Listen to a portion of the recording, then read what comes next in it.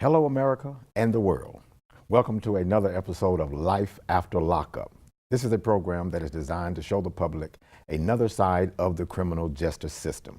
Normally, we only see the horrors of ex-offenders or offenders once they go to court and how they are being affected in prison. But what we want to do is try to show you how they are affected even after they are released. So who we have with us today is Mr. Robert Worden, and he's here to try to help us to maybe understand what happens and what we can do to try to help them after they are released. Mr. Worden, can you kind of, glad to have you with us today. Can you kind of let us know what it is that you are doing and what it is that you are trying to do to help us to understand exactly what people are either facing or what it is that you are trying to do? Well, I'm with the Western Kentucky Reentry Council, Incorporated.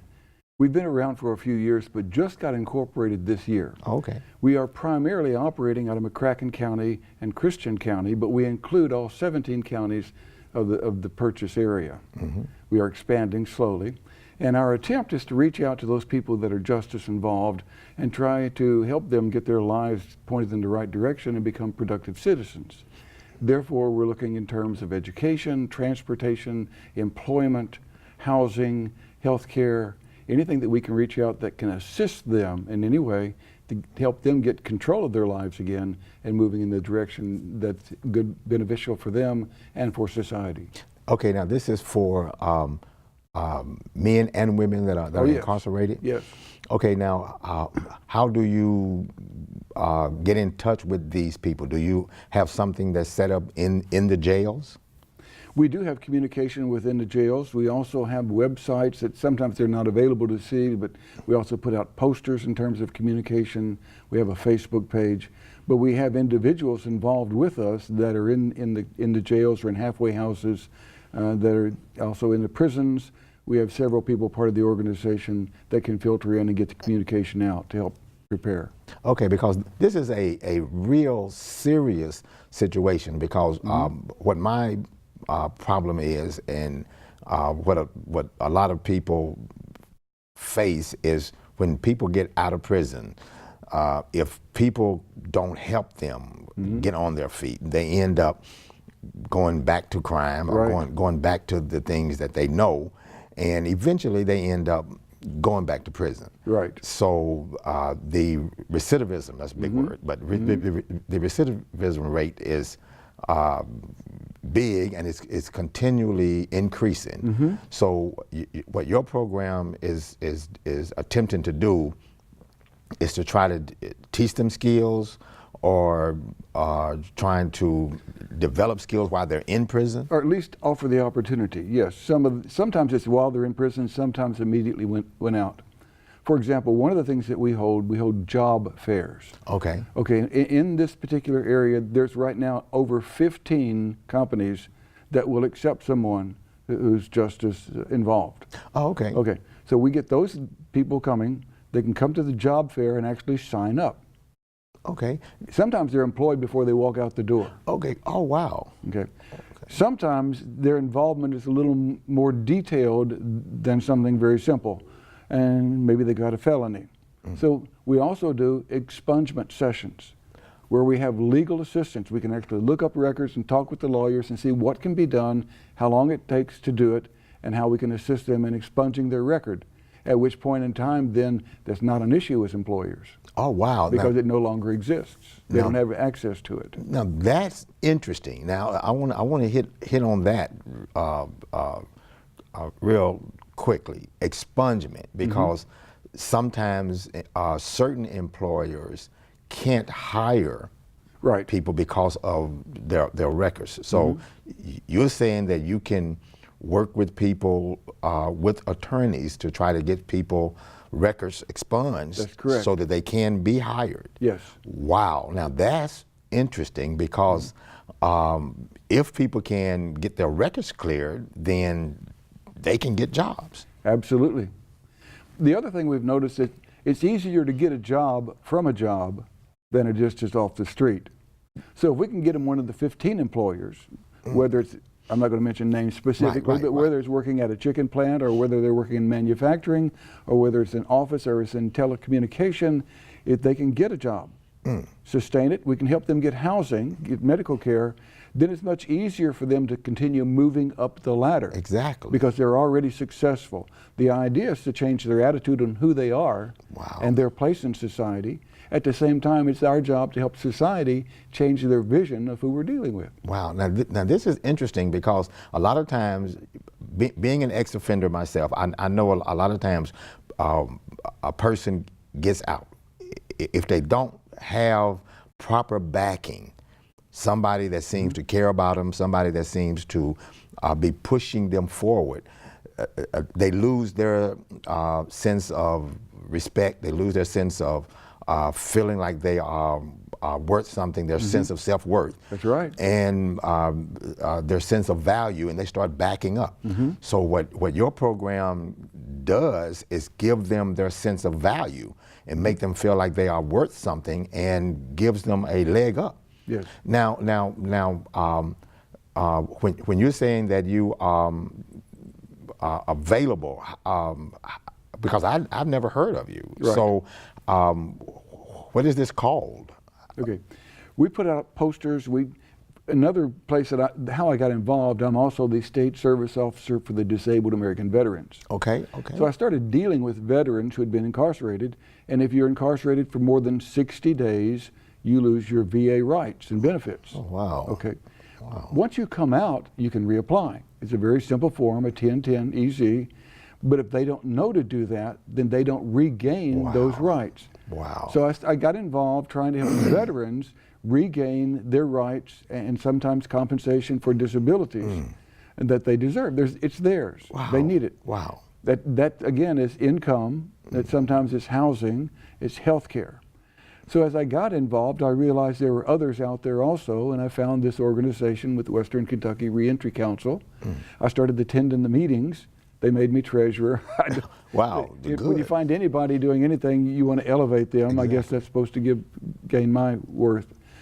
But that's a good deal. We started doing job fairs. We've done 3 job fairs in McCracken County. We've done 3 in Christian County. We're expanding in terms of expungement. We've done 2 in McCracken County, 2 in Christian County. We have one coming up in Livingston County in January. Wow. Wow. It's a matter of finding more employers who are willing to take that risk. And every time an employer takes a risk and hires someone who's been, we'll say, justice involved, and they've been successful, they can pass that on. That same attitude saying, well, we did it and it's working for us. Wow. You should do it. Now, we realize that there's some places that work for the government that have certain rules and regulations that prohibit them from doing so, and that's why the expungement is so important, especially for those people with minor felonies. Keep their lives straight together, and we help them. You talk about recidivism, we help them not move into that direction. Right. So what we want to do is get them into the right environment, get them a nice job, get them transportation.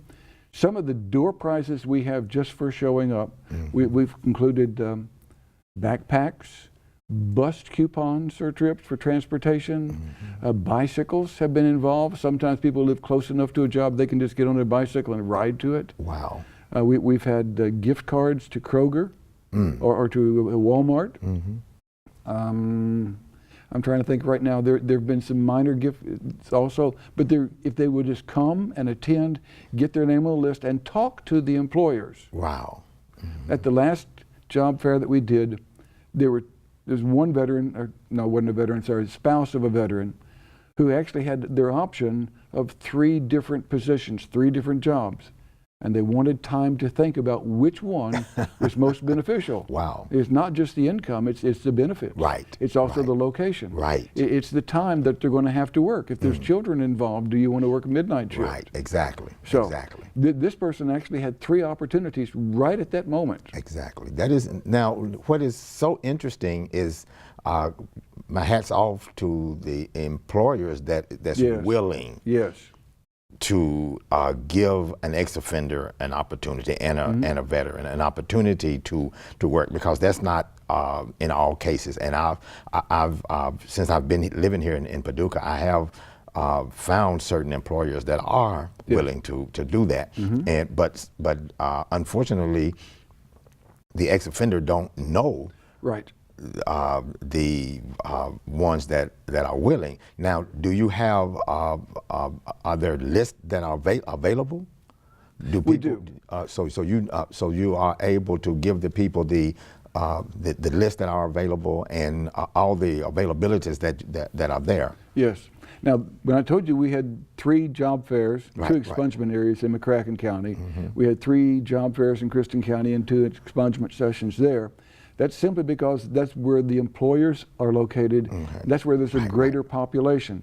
So as we expand, as we get other partners involved, then we can go more places and at the same time then increase the number of employers that are willing to do this. So when we talk about our partners, we're talking about adult education, we're talking about church groups, we're talking about veterans organizations, we're talking about any particular body that's willing to say, I'll go along with that, I'll provide support. Sometimes support is just prayer support, mental support, emotional support. Sometimes that support is actually providing financial room or space for a meeting. Child care for those that have children that want to come to the job fair or expungement session. That is good. And it's interesting because when people don't know, like I said, I had never heard of this. And this is interesting now to be able to hear about it, and now being able to expand the knowledge, more people can get on board. Yes. And that's what it's all about, because we are constantly hearing that people are getting out and going back, and it's increasing. And we're wondering, are people that desperate to where they want to go back to prison? No, people don't want to go back to prison. Sometimes people just don't have the opportunities and the means of staying out. Or they're not aware of the opportunities. They're there, but if you don't know about it, it's the same as it not being there. Exactly. And that's what we're trying to do. So we've provided many people are going to Facebook, so you can go to Facebook now and go to Western Kentucky Reentry Council and find us. That'll have links. Our email address is western@KentuckyReentry.org. Good deal. Which means that we also have a spot on the web, just KentuckyReentry.org. You go there, you can find us, you can see the schedule, what's coming up, where it's going to be. If you have problems getting there, you can also, there's a place there to make contacts, and we can sometimes help with the transportation to get you to the job fair or to the expungement session. And this is good because, see, there are family members of inmates that are listening and watching this program.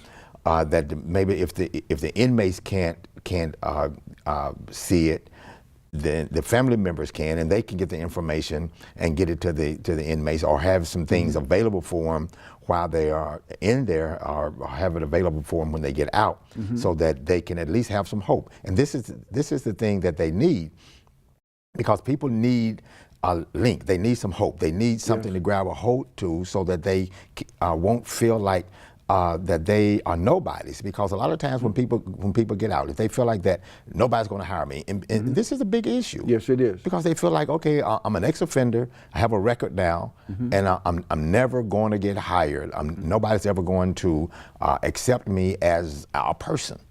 And now let me ask you this. Now, are there certain crimes that that they deem? Okay. Yeah, go ahead. With expungement, yes, there's certain rules and laws, and our lawyers then help go over that offense. I'm not going to name that particular list, but there's some crimes that the governor and our state have not really made available for expungement. Okay. We're not there yet where everybody can be expunged. Okay, that's what I was. I wish we were. Right. But there are many that are. And there's some rules and regulations that go along with that. How long, we can do this if you can do this. In other words, we're going to provide you with an opportunity for employment, and if you can keep your record clean without getting in trouble for so long, then the cost actually goes down, life is better. So that's what we're trying to do. We're giving the opportunity. I got you. Now, what about jobs? Now, I understand the expungement. Yes. Maybe there are certain crimes that won't get expunged, but what about jobs? Again, let's say that you've been incarcerated, you get out, and I got these 15 employers, and these are good employers, they pay good money. They're willing to hire you right now. They're not really caring what you did. You're out, you're free. Let's say it wasn't a felony that creates a problem. You get there and they say, we're going to hire you today. You go to work. when you start looking for another job, if you want to move up, you want to change your career, you're not now approaching as a criminal. You're approaching them as an employee of another organization. If they ask that, yes, okay, that's happened, but I've been employed at this company with a good record for so long. That in itself carries a lot of weight, so that a company that might not hire somebody straight from being incarcerated is much more willing to hire somebody who's got a good record at another place of employment. Right. Okay. Sounds good. Yes. All of these things are so promising for people that are incarcerated, because this is what they need, and once they understand that these things should cut down from that recidivism rate. I can't even say the word, but people going back to jail, back to prison. But I do know there are limitations, and there are certain rules of people that certain companies maybe look at it, and especially the expungement. I do understand that. Now, the difference between expungements and it's another word, getting your record not only expunged, but well, you can be pardoned. Yeah, pardoned. Okay. When you're pardoned, it's as if it never occurred. Right. It's wiped. And expungement basically is a technical word for hiding it from those people who have an opportunity to look in the records. Okay. So it's being expunged. It's not available for everybody to look at. Okay. It doesn't mean it didn't happen. Right. Of course it happened. Right. Of course. Okay. So expungement and pardon is two different things. Yes. Okay. Good deal. So, but and these things are so necessary, and they are so good to know, because people, and you said it earlier, sometimes people just don't know about these things. That's right. And they are in prison feeling like that they're going to have to get out and make their own way. And this is the scary thought. Yes, it is. But they're not alone, and that's what we're trying to tell them. There are not just us. There are many groups out here that are here to welcome, that appreciate the value of their person, and to assist them in having an opportunity to take their lives forward. Now, when you say you have posters, I mean not posters, but some things that you are sending in the jails. That's correct. An example, this is a former job fair, Western Kentucky Reentry Job Resource Fair, and this was one we did in Hopkinsville. There's the date. It doesn't list the employers, but it lists the opportunity, where to come and what to do. If you have an issue, you can get in touch. We can help you get there.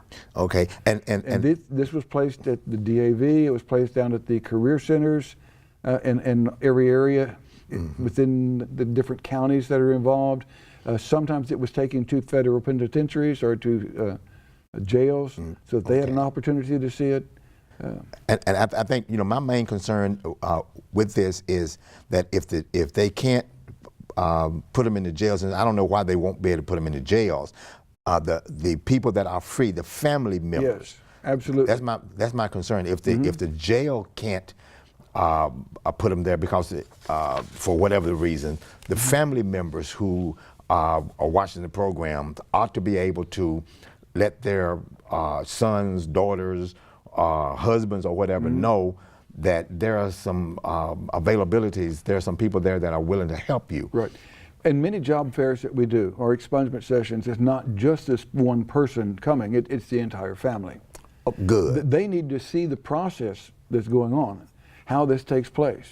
They also need to see, it comes back to the sense of value and worth and personhood. They need to see that this person who's been incarcerated is not being viewed by the employers or by us as being a secondary person. Right, that's good. Okay, they come in, they're just somebody looking for a job. Right, right. There, but for the grace of God go I. Right, exactly. It can be any person. Any of us have made mistakes that at the wrong time, if someone had been there, we could have suffered from that. Exactly. Okay. And the thing about it, you know, this is why a lot of times when I go in, you know, to the jails and the prisons, I give my testimony. Okay, I got out. Started stacking groceries at a grocery store. I ended up becoming the store manager. Okay, here I am now, a pastor, like you said, by the grace of God. Right. Okay, but I didn't start out being a pastor. I didn't start out being a store manager. Right. Somebody gave me a chance. So we got 15 employers, a minimum of 15 employers, and that continues to grow throughout these counties in Western Kentucky. If we can get someone employment, right, they go in, one, they're making money. Right. Two, they start feeling better about themselves, get themselves better housing, get them back into health care, medical provisions, and then they start looking for a better job. Right. We're not opposed to that. Right, right. And the thing about it, it's funny because when they're incarcerated, and they don't think about this a lot, when they're incarcerated, they making so many cents an hour. Right. As opposed to a minimum wage. Yes. Yes. So surely they will be willing to make minimum wage at least. Well, some of these 15 partners that we've got are hiring at $12 and $15 an hour. As opposed to 19 cents a day. As opposed to 19 cents a day. You know. Now that may not be where they want to end up, but it's not a bad place to start. Of course not. It's a good transition. Of course it is. And that's what we're talking about again. We're talking about people that have been justice involved, and we're getting them back into society, making contributions. Yes, making contributions not only to society but to themselves. That's absolutely right. And we've got employers all around us that are begging for employees.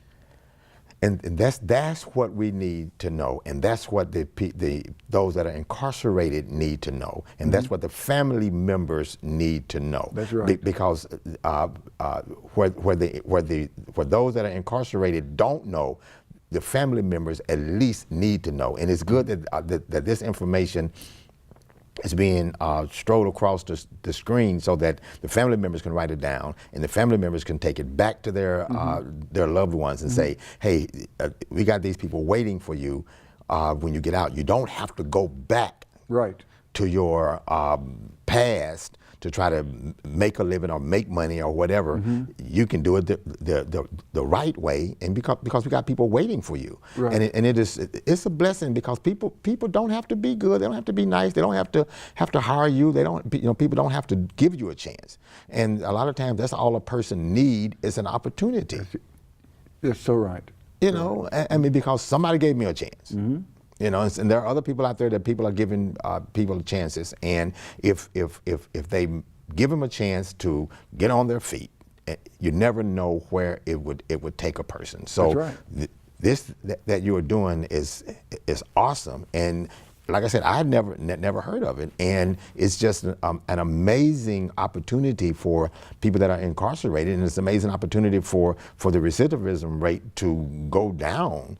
And the only reason that people are going back is because they want to. Go ahead, you was going to say. Our last job fair was held in McCracken County Library, and you talk about cooperation. It was wonderful. The library staff was there with computer access to assist them if they did not know how to operate a computer, how to operate one. They have computers that they can loan out. They have computers that you can come in and be, all in order to assist them in finding employment. Wow. We had employers that were there. Again, they were hiring on the spot. Some of them only required that maybe you show up at a different interview. Nothing was ever said about, no, you've been incarcerated before, we're not going to hire you. Wow. They're looking for employees. Wow, and that's the interesting part, and that people at least are looking, and they know where you've been, and and it's the interesting part about a lot of this is that they basically know where you've been, and they don't really care. They kind of want to help you. Absolutely, they want to help you. It's a win-win for both sides. Right. Okay. Right. There are the employers that need employees, and here are the people that need a job.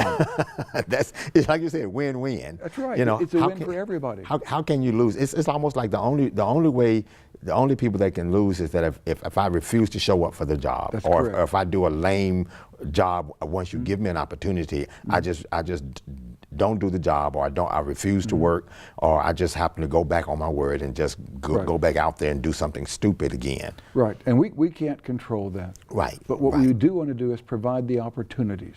Yeah, and that's basically all that anybody can do. And when we look at the rate of people going back to prison, at least this way that you're doing is one way of saying what we're doing is helping. That's right. We're helping to at least do our part to say this is not going to be the way people are going to go back. Mm-hmm. They're going to go back because they want to go back. They're going to go back because they got some kind of condition, but not because they don't have a job. Right. Not because they feel unworthy of working, because we're going to give them an opportunity to get on their feet and get an education, get housing, all these opportunities that you guys are giving people. This is not, there's no way they can lose.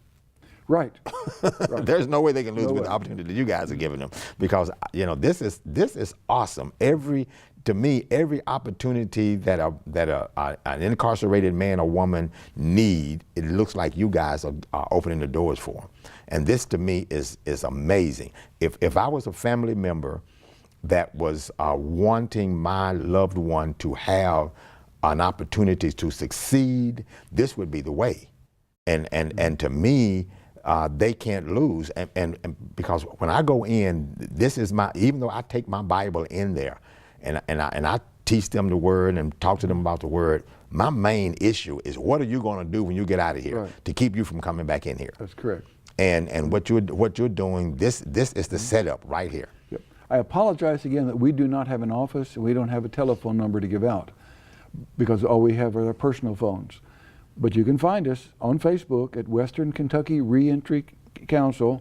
We can also go to the website KentuckyReentry.org, and you can email us at western@KentuckyReentry.org. Okay, and all of those they've already got them, and you've given us. We got about 1 minute, and man, I appreciate the information that you have given, and this has been life-changing information. And I thank you so very much for everything that you've done. And this is great information. I'm telling you, it should change some lives. It should really change some lives. And I want to thank all of you, and I hope that this is good information for loved ones and family members. If you got somebody incarcerated, you give them this information. It's all been strolled across the screen, and I hope that this has been helpful, because it helped me. And I want to thank you so much for watching Life After Lockup. God bless you, and you have a marvelous day.